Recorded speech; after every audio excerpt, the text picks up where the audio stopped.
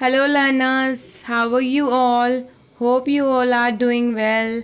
Welcome to our YouTube channel, Learn to Explore. Guys, today we are going to start second chapter of our class 12 sociology book, Indian Society. So, welcome to our channel, Learn to Explore, and don't forget to like, share, comment, and subscribe. So, guys, today we are starting with the chapter 2, the demographic structure of Indian society. I hope you all have seen the first video lecture of sociology. The first chapter is completed in just one lecture. If you haven't seen yet, kindly go back to the playlist and watch the first chapter. So, coming to the chapter, let's start.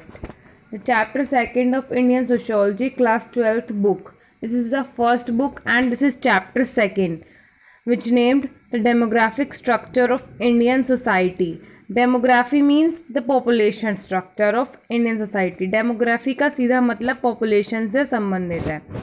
Demography is the systematic study of population of a country, area, community, etc.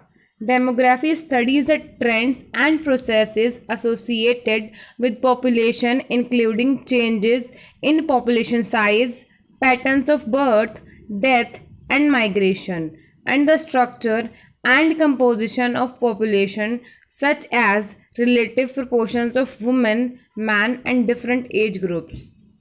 तो इससे क्या समझ में आता है? Demography एक ऐसी study है जिसमें हम किसी कंट्री, एरिया या कम्युनिटी की पॉपुलेशन को स्टडी करते हैं, जहाँ पर हम ट्रेंड और प्रोसेस देखते हैं पॉपुलेशन से जुड़े हुए कि पॉपुलेशन साइज में क्या चेंज आ रहे हैं, पैटर्न ऑफ बर्थ और डेथ में क्या चेंज आ रहे हैं, कि माइग्रेशन इन हो रहा है या आउट हो रहा है, पॉपुलेशन का स्ट्रक्चर और कंपोजिशन कैसा है. ये सब स्टडी किसी भी डेमोग्राफिक स्टडी का पार्ट होती हैं. Okay, there are two types of demography. One is formal demography and another is social demography. Formal demography means statistical analysis of population, which means total population, the number of males, number of females, number of youth and working population, etc. How many people lives in rural area, how many in urban. So when we calculate the exact number of the population, the groups of population, different groups of population, it will come under the formal demography. And whereas social demography means birth rate, death rate and migration, etc., which change the composition of any society, which change the composition of demographic structure of society. The all demographic studies are based on process of counting or enumeration, such as census or the survey. It involves the systematic collection of data on the people residing within a specific territory. तो demographic study में क्या होता है? Census या सर्वे होता है जिसमें systematic collection किया जाता है डाटा का, so that we can calculate and analyze how many people are residing within a specific territory. Guys, I hope you do not have any language issues. In case you want me to use more of Hindi, please do let me know in the comment section. Also, if you have any doubt, any complaint, any suggestion, please do mention in the comment section. I'll check and revert. Okay. And guys, also you do not need to worry about the NCRT. You can refer it for the charts and tables wherever I will tell you, wherever it is needed I will inform you. For the rest, the notes are complete and are in the point format, so you can rely on it. And these are the notes made from original NCRT, so you can completely trust on it. Thank you. Let's move forward. Demography is a field that is of special importance to sociology. Demography एक ऐसा field है जिसकी एक काफ़ी importance है in a discipline of sociology. In fact the emergence of sociology and its successful establishment as discipline on a lot to demography. The two different processes happen to take place roughly at the same time in Europe during later half of 18th century. The formation of nation states as the principal form of political organization and the beginning of modern science of statistics. These both the processes took place in the Europe at the same time during the late half of 18th century. Then the new and constantly expanding sphere of state activity required the systematic and regular collection of social statistics or quantitative data on various aspects of population and economy. When the sphere of state activity was expanding, so it required the quantitative data on various aspects of population and economy to form the policies. Guys, I hope I'm not going too fast, and if you feel my speed is too much or I'm going fast, please do let me know. I'll try to compensate it from the next time, or is it fine? Please do let me know that also. The American census of 1790 was probably the first modern census, and the practice was soon take up in Europe in early 1800s. In India, censuses began to be conducted by British Indian government between 1867 to 72. As you all know, the first official census data was collected in 1881, and since then, after each 10 years, Indian census take place in all over the country. It is the largest such exercise in the world because India is the second most populated country in the world, and China does not use this kind of method to calculate their population. Demographic data are important for planning and implementation of state policies, especially those for economic development and general public welfare. If if the government or the state does not know how many people are there in a country, in a particular group, for example how many people are in age of before, oh sorry, less than 10, then how government was able to form a policy for the kids, for the children, for the education. So it is important to collect the demographic data for the implementation and planning of state policies. Social statistics also provide a strong justification for the new discipline of sociology. The aggregate statistics or the numerical characteristics that refer to a large collectivity consisting of millions of people offer a concrete and strong argument for the existence of social phenomena. It is a social phenomena. Even though country level or state level statistics like the number of deaths per thousand population or the death rate etc are made up by aggregating individual deaths and birth rates. But the death rate itself is a social phenomena and it must be explained at the societal level. Emile Durkheim's famous study explaining the variation in suicide rates across different countries was a good example of this. Durkheim argued that the rate of suicide means the number of suicides per 1 lakh of population had to be explained by some social causes. He found and proved that there must be some social reason behind suicides and not always the psychological. In fact, he gives more importance to the social cause behind suicides. The formal demography is primarily concerned with the measurement and analysis of the components of population change. Its focus is on quantitative analysis for which it has a highly developed mathematical methodology suitable for forecasting population growth and changes in the composition of population. This is how formal demography works. On the other hand, social demography inquires the wider cause and consequence of population structure. It believed that social processes and structures regulate demographic process like sociologists seek to trace the social reasons that account for population trends. What social demographer does, they try to trace the social reasons behind population trends, behind the demographic structure of any country, city, or community. But the formal demography is concerned with the analysis of components of population change. It focuses on quantitative analysis with a mathematical methodology. So now coming forward, and let's look at the theories and concepts in demography. First we will take the Malthusian theory of population growth. This theory was given by English political economist Thomas Robert Malthus. The theory of population growth was outlined in his essay on population which was published in 1798. he said population growth was rather a pessimistic one. He argued that human population tend to grow at much faster rate than the rate at which means of human subsistence grow. उनका कहने का मतलब था कि जो human population है, जो आबादी है, वो कहीं गुना तेज़ बढ़ती है बजाय कि जो जिस रेट से रिसोर्सेज बढ़ते हैं, जो रिसोर्सेज ह्यूमन को चाहिए जैसे फूड, क्लोथिंग और एग्रीकल्चर बेस्ड प्रोडक्ट्स, जो उसकी ग्रोथ है उससे कहीं ज़्यादा ग्रोथ रेट ह्यूमन पॉपुलेशन के ग्रोथ है. While population rises in geometric progression, agricultural production can only grow in arithmetic progression. As population growth always outstrips growth in production of subsistence resources, the only way to increase prosperity is by controlling the growth of population. क्योंकि उनका मानना है कि production में जो growth है वो धीमी है और पॉपुलेशन की ज़्यादा है, तो प्रोस्पैरिटी को बढ़ाने के लिए the only way is control the growth of population. Matthews also believed, therefore, that positive checks to the population growth in the form of famines and disease.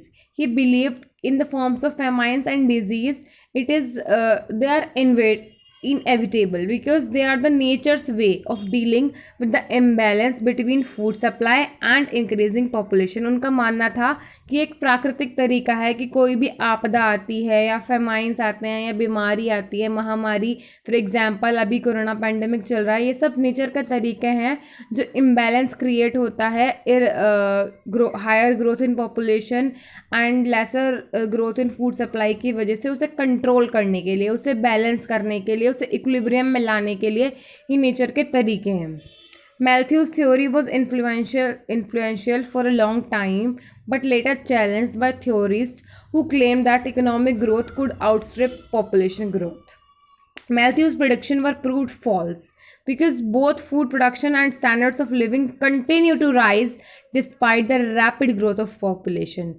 Matthews was also criticized by liberal and Marxist scholars for asserting that poverty was caused by population growth. Malthus को काफ़ी criticise किया गया, उनकी आलोचना की गई Marxist scholars के द्वारा भी. क्रिटिक्स क्या कहते हैं कि प्रॉब्लम्स लाइक पॉवर्टी यानी गरीबी और भूखमरी और कॉज्ड बाय अनइक्वल डिस्ट्रीब्यूशन, मतलब जो असमान बंटवारा किया जाता है आर्थिक संसाधनों का, उसकी वजह से पॉवर्टी और भूखमरी जैसी स्थिति आती है, ना कि पॉपुलेशन ग्रोथ की वजह से. Then the next theory we have to study is the theory of demographic transition. This theory suggests that population growth is linked to overall levels of economic development, and it tells us the three basic phases of population growth. The first stage is that of low population growth in a society that is underdeveloped and technological backward. It talks about the countries which are underdeveloped. There the population growth is low because there are high death rates. Then the second stage is developing stage, where growth rates are low because both the death rate and birth rates are very high, so that the difference between the two is low. यहाँ पर ये एक developing stage है. India is currently in the second stage. And then third stage is one of low growth in a developed society, because यहाँ पर जो death rate हैं वो कम हो चुका है, साथ ही साथ बर्थ रेट भी उसके हिसाब से एडजस्ट हो गए हैं और कम हो गए हैं. इसकी वजह से जो उनका डिफरेंस है वो काफ़ी कम हो गया. सेकंड स्टेज में वो डिफरेंस कम होना शुरू हुआ था और थर्ड स्टेज तक आते आते वो डिफरेंस काफ़ी कम हो चुका है. तो ये डेवलप्ड स्टेज है. Developed countries like America are currently in the third stage of demographic transition, where population growth is very low due to lesser growth due to less birth rate and death rate. The population explosion happens because death rates are brought down relatively quickly through advanced methods of disease control. जो population explosion होता है वो होता है क्योंकि जो death rates हैं वो एकदम से कट हो जाते हैं जब कोई हमें न्यू टेक्निक मिल जाती है या डिजीज़ कंट्रोल करने के तरीके मिल जाते हैं या पब्लिक हेल्थ और न्यूट्रिशन की फैसिलिटीज़ बेटर हो जाती हैं. However, it takes longer for society to adjust to change. लेकिन there is a time lag, मतलब सोसाइटी को चेंज करने में, बदलाव को एक्सेप्ट करने में टाइम लग जाता है to alter its reproductive behavior to suit the new situation of relatively prosperity and longer life spans. इसकी वजह से क्या होता है कि डेथ रेट तो जल्दी से डिक्लाइन हो जाता है, लेकिन बर्थ रेट को कम होते होते टाइम लग जाता है, बीच में एक टाइम लैग आ जाता है, क्योंकि it takes time to adjust for society. In India too, the demographic transition is not yet complete as the mortality rate has been reduced, but the birth rate has not been brought down to the same extent. India के demographic transition में भी यही condition है, यही स्थिति है कि mortality rate तो कम हो गया है, लेकिन बर्थ रेट अभी भी उतना स्पीड से कम नहीं हुआ है. Society is still taking time to adjust with the behavior, with the needs of the time. Then there are some concepts and indicators. These are some definitions which one must know. These are very important whether you study economics, sociology, political science, or social work or anything else. These are very common and general terms, and then everyone is expected to know their definitions. First is the birth rate. Birth rate is the number of live births per 1,000 of population. And then the death rate is the same. Death rate is the number of deaths in a given area during a given time per 1,000 of population. Then the next we have the rate of natural increase or the growth rate of population. It refers to the difference between the birth rate and the death rate. जो हमारे birth rate और death rate का difference है उसी को हम क्या कहते हैं, rate of natural increase. When replacement level is 0, it means the difference between birth rate and death rate is 0. Means birth rate is equals to death rate, then we have replacement level is equals to 0. Then next we have the fertility rate. Fertility rate refers to the number of live births per 1,000 women in the childbearing age group. Usually it is taken to be 15 to 49 years. Then there is a twist. The next is total fertility rate. It is the average number of births to a cohort of women up to the end of the reproductive age period. It is estimated on the basis of age-specific rates observing during a given period.